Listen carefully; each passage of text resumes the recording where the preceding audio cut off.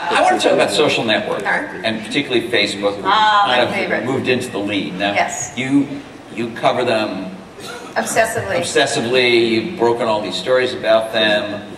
I think Mark Zuckerberg genuinely wants to cross the street when he sees you Yes. coming. He does that, Palo Alto. He does that, yeah. I actually saw him in downtown Palo Alto a couple of weeks ago, just strolling down the street by himself. Yeah. He does that in his flip-flops. And at first I wasn't sure it was him because it was during Stanford orientation. So he thought it could be a student. But tell me, Yes, Paul. in 2 or 3 years, Yes. is Facebook going to be No. a big deal and a success? No, I don't think so. Here's But what- wait, Chris Shipley, our host, I know. has said that social networking is a big deal here.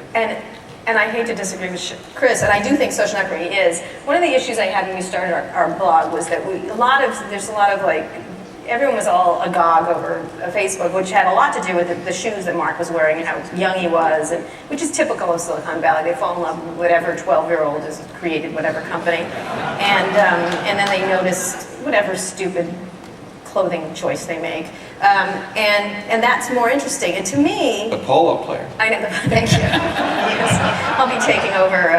Our site will suddenly become 60 million people.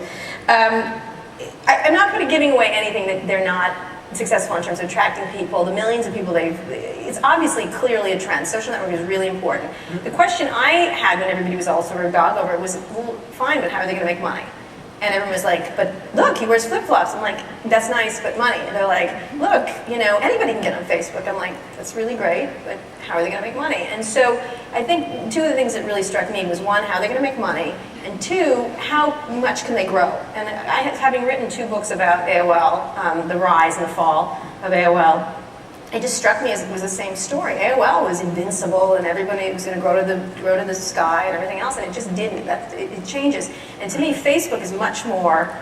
It's a better version of AOL, but it isn't like a Google money-making business. It isn't that kind of thing. So I worry that this idea that we're going to have these all new innovative ways of advertising aren't going to happen. I mean, I just don't see. I'm trying to figure out what business they could be in, and the only thing they could possibly be in is the drug business or something, like, or something. I don't see how it could be that lucrative for the valuations they've already put on themselves and the expectations for an IPO. All right, but let's put the money side is crucial, but I guess what I meant is clearly people use and really have used since personal computers began to communicate with each other.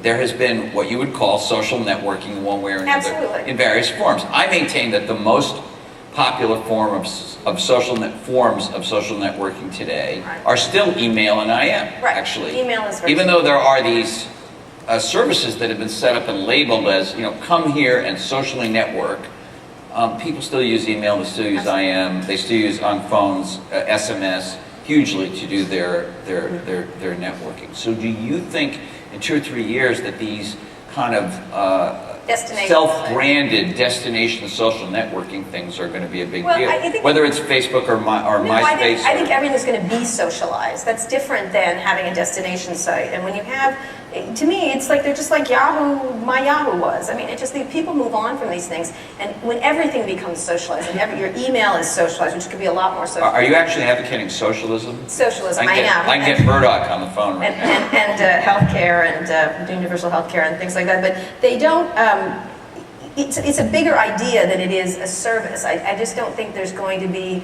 I don't see everybody being on Facebook. I look at my own behavior, and I'm 103 years old in internet terms, so I'm not really their target audience. But you look at this and you think, I'm already tired of it. It takes a lot of weeding. I think I have 803 friends I haven't accepted yet, and actions and all sorts of things.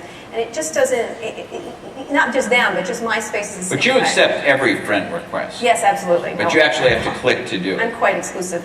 I accept like one, but I don't find it useful necessarily. And I guess the question is, when does it move over into being useful? And what's useful is when things are socialized, when you know who you email most, when you know what the links between people are, if you have an address book that syncs, things like that, and an ability to reach out to people. I find the iPhone stuff that's going on with widgets much more useful in terms of being something you would use. You mean the third-party apps? Third-party apps, things like that I use a lot more. I mean, I completely agree with you. I think networking is essentially across the web service rather than a destination. Right.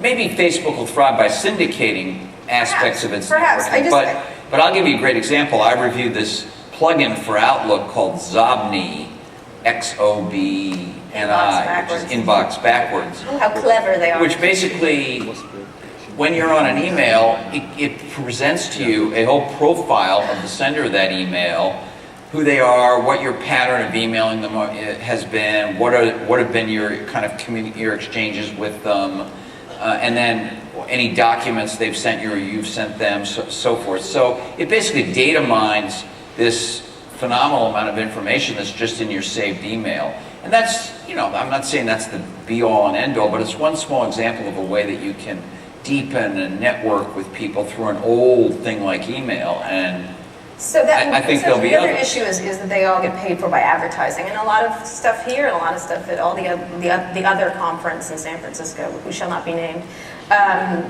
they're all about advertising. Is there another conference? I have absolutely no idea.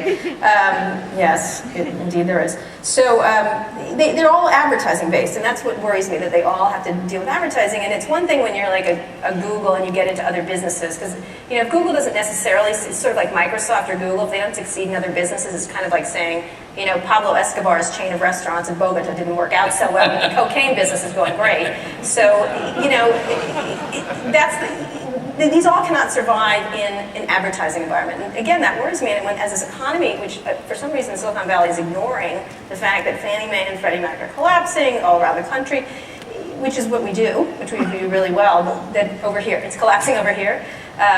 These economic trends are not great for advertising, especially, and for consumer issues. And so I just get a little worried about things that are primarily media companies relying on advertising, including News Corp. All of these companies are the same thing.